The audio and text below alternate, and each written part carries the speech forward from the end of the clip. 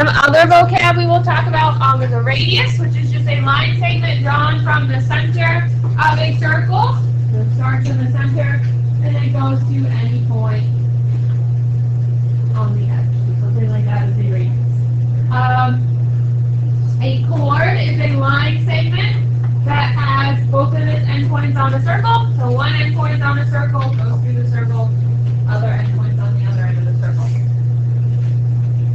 A diameter is a special type of chord that passes through the center. So both endpoints are on the edge of the circle. What makes a diameter special is that it goes through the center. Okay? So I'm not using these definitions. We can name the following in this example. What is an example of a radius? AB. Perfect. A, B. Starts at the center, goes to the edge, that is a radius. What's another example of a radius? Yeah, the edge. Yes. Yeah, the edge. And of the circle to the radius. And what's the third example of a radius? AC. Center to radius. And you know, any of those three are examples of a radius. What about a diameter? See, perfect. Starts at the edge of the circle, goes through the center, stops at the other end. What about a chord? Maybe. It's going through the center. The endpoints are on the edge of the circle, but it's not going through the center. It's just a regular old chord. What do we know about the relationship between the radius and the diameter? Very good. The radius is half of the diameter. That's another extremely important thing to remember. Questions over there?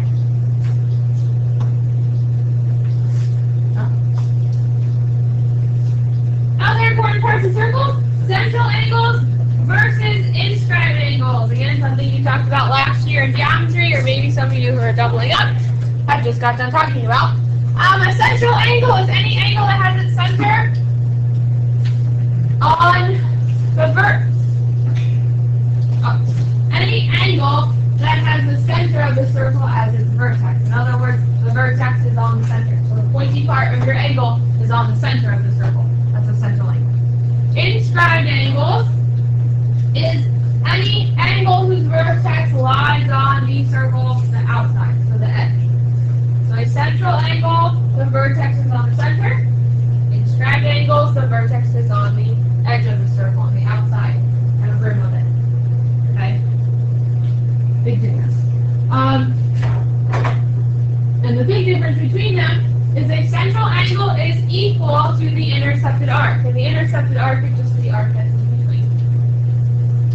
And an inscribed angle is half the measure of the intercepted arc. Okay? Central angles are equal, inscribed angles are half. Okay? So it's on the center, it's the same as the arc. If it's on the edge, it's half the arc. The big thing from geometry that you sometimes have a hard time. You get it mixed up. Okay. Center, same, edge. So we look at this example. Using this diagram, we want to answer the following questions. Is angle 3 an inscribed or a central angle? How do we know it's central? Perfect. We know it is central because the vertex is on the center. This angle right here. The pointy, here's the center, the pointy part is right on the center. So angle 3 is a central angle. What about angle 1? Is angle 1 central or inscribed? Good. How do we know it's inscribed? It's on the edge of the circle. Okay, angle 1 is inscribed. The vertex is on the edge.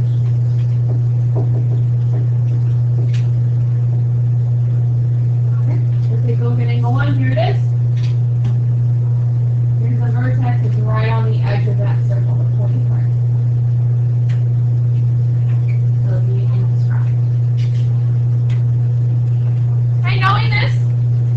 showing that the measure of arc BC is 34 degrees.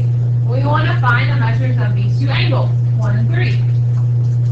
Well, I'm going to highlight BC, this purple arc right here, and we know it is 34 degrees. I'm going to label it. Knowing this, what's the measure of angle 1?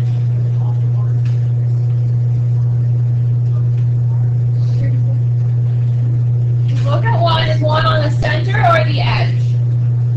Oh, it's on the edge. So what do we know about when it's on the edge? What? Half. Good. So very good. 17. Half of 34 is 17 degrees. So whenever the angle's on the edge, and here's this blue angle. This is angle 1. We're trying to find the angle, we look at the arc in between that angle. So here's the opening of the angle, we go to the edge, it's that purple arc. It's on the edge, so you just take the arc, divided by 2, we have that angle measured. Well, what's the measure of angle 3? 34, very good. We just said angle 3 was a central angle. Here's angle 3.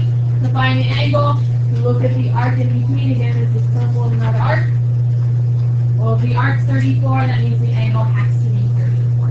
There's some more in-depth problems in your practice. That's just kind of the basics of central angles and indirect angles. On the center, it's the same. On the edge, it is half. Questions over that? Another important part of circles are tangents. Right? A tangent is a line that touches a circle at exactly 1 point. Right? Only touches the circle once. And it's on the outside. It doesn't go through the circle. It'll be a tangent. Two important things about tangents is a tangent is perpendicular to a circle at the radius. And again, we have perpendicular lines. What kind of angles are for? I have something right there in front of you. Right angle. So whenever a tangent is meeting the radius, a right angle is formed. Every time. 90-degree angle. Right? Another important thing to know about tangents is if they're drawn from the same exterior point to the same given circle, then those lengths of those tangents are the same. Another important thing to know. Okay? So we're going to apply these in these next two examples. In example 3, it says in circle K, AB is tangent, meaning AB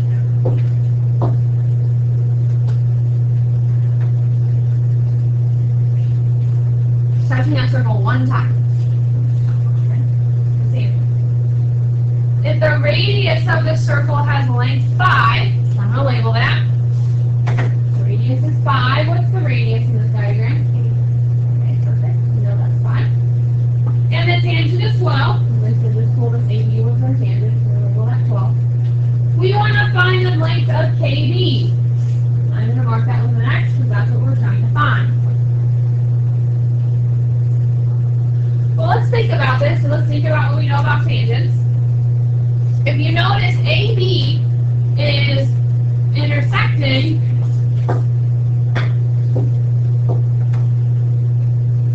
at the radius.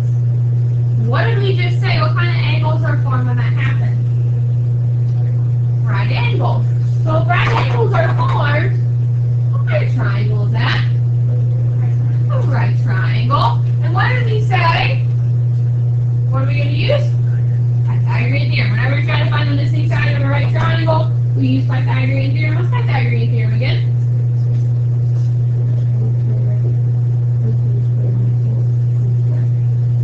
So label your sides. Always start at your 90 and go across. That's always our what? C, every time. Okay? Does it matter which one's your A and which one's your B?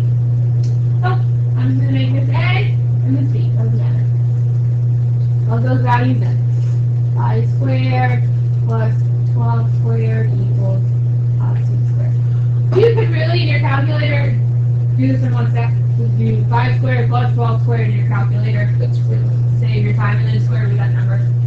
We're just going to go through this so you see all the steps on your test. You can save yourself some time by just plugging it in your calculator all in one go swoop. What's 5 squared? What's 12 squared? And what's 25 plus 144? Close ones. 169. And then what do we have to do to both sides? So when we square root, 13. we get 13. So the measure of that side is 13. It's kind of combining two concepts into one problem. Diagram here of tangent. Even if you don't remember tangents, just looking at it, what kind of triangle does that look like? It looks like a right triangle. So if you're taking the test and it looks like a right triangle and you're not sure, just try it out, see if it works out, see if it is the answer. Okay?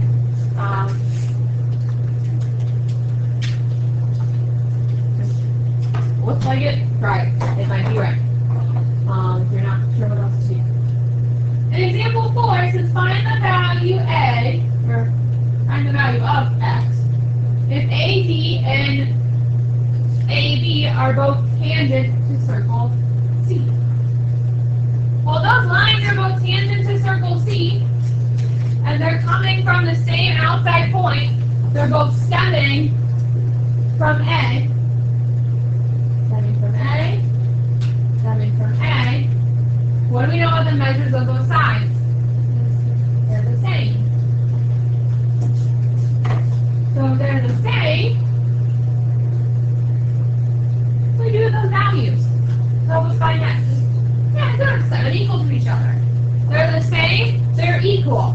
Well, 7 equal to each other. Okay? You might look at that and be like, don't remember tangents? You might look at that problem, you're like, what the heck do I do? Okay? In geometry, when you have problems like this, when you're given side lengths or you're given segment lengths and they're asked to find X, the only thing you can do with segments and sides is set them equal to each other. That's the only thing you can do. Angles, you can do a bunch of things. Side lengths and segment lengths, you can only set them equal to each other. So if you just solve this problem, I don't remember tangents, I know we talked about it, I don't remember. What do I do? Well, they're side lengths. Just set them equal to each other and you're going to be right. It's the only thing you can do with them. So you just set them equal and solve. To solve, what are we going to do? Minus 3. So 11 minus 3 is 8. And then what are we going to do 2? So x ends up equaling.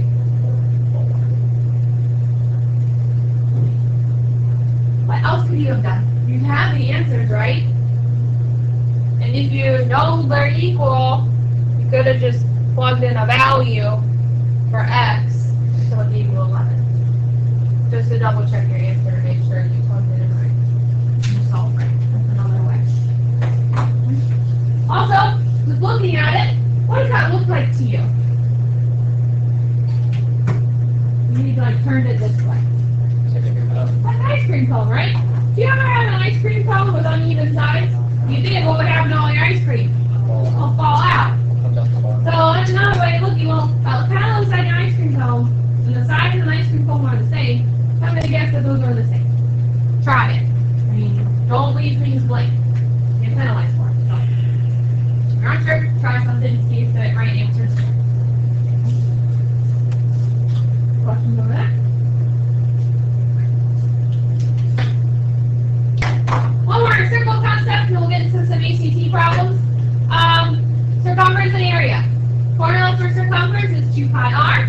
Formula for a circle is pi r squared. Okay? You're not going to be given them. You have to remember them. The hard part about remembering these is where the 2 go. Because they both have a pi, they both have an r, and they both have a 2. It's just remembering where the 2 is. I like to remember it to know the difference. When you write your units for area, what do you have to do with the units? It would be feet what if you're finding area? Feet squared. So that you can kind of remember where the 2 is going to go in area. We know it has to be a square.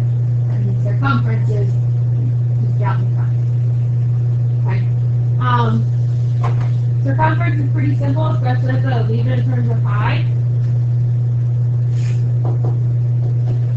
You just write down the formula and plug in r.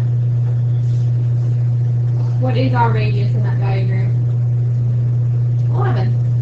When you leave it in terms of pi, you're not plugging pi into your calculator. You just plug in the numbers. You leave pi out of it. So when we plug in their numbers, what's 2 times 11? 22. So the circumference is just 22 pi. How would you label it? Feet. Just feet. Because remember, circumference is the length around the circle. You're just measuring, because the circle is really round, you can't really take a ruler and measure it. So circumference is how you find the distance around the circle. Area, again, is write down the formula. Area equals pi r squared. Again, all you have to do is plug in r. Don't plug in pi. We're leaving it in terms of pi. What's 11 squared? 21. So it's just 121. Perfect. And you said feet.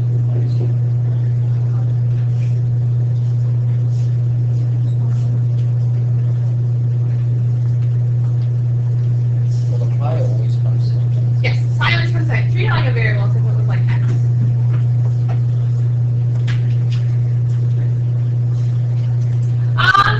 Again, this is multiple choice, and your answer might not be in terms of pi. It might be decimal. So that means you have to multiply by pi in your calculator. So on graphing calculators, to find pi, it's just right above that caret button. Good. You're just going to hit second caret, and that gives you pi.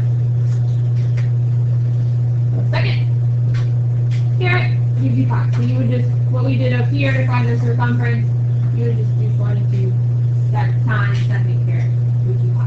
If you don't remember where the pi button is, what's the same decimal that we use for pi? 3.1. Just use that. You'll still be right.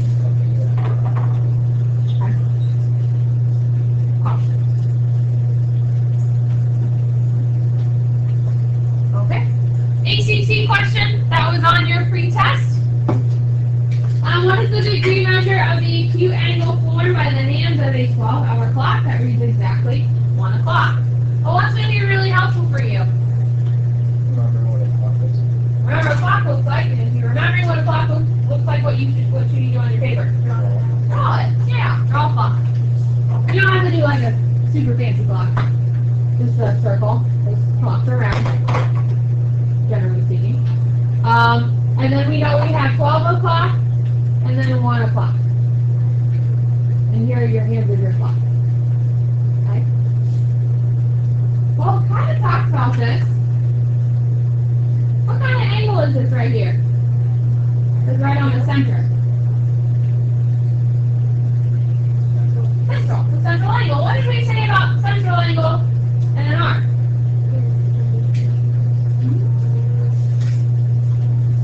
Number 90. That's tangent to the radius. They're what? They're equal.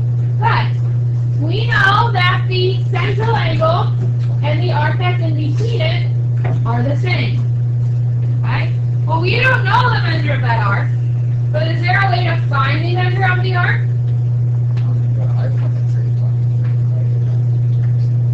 That's one way. Jay said that he went to 3 o'clock. So here's 3 o'clock. What's the measure of that angle? 90. And we know 1 o'clock is halfway between. That wouldn't really work. We'd have to divide it by 2. Or 3. So that you can't really cut it in half. So that way, there's a way of doing it. Troy? Jay, nice one. Perfect. One way is 360 to divided by 12, because how many of these angles, how many numbers are around the clock? 12. So here's 1. We have 2 o'clock. We have 3 o'clock, 4 o'clock, 5 o'clock, 6 o'clock, 7, 8, 9, 10, 11. So there's 1, 2, 3, 4, 5, 6, 7, 8, 9, 10, 11, 12 of those angles all the way around the clock. And they're all the same because the clock, all the numbers are the same distance apart. Okay? So if there's 12 of these arcs, what do we know about the whole way around the circle? 360. So if a whole circle is 360 and there's 12 of those arcs that are exactly the same, just as Shane said, 360 divided by 12. What is 360 divided by 12? 30. So that means that arc would be 30 degrees, which means the angle has to be 30 degrees.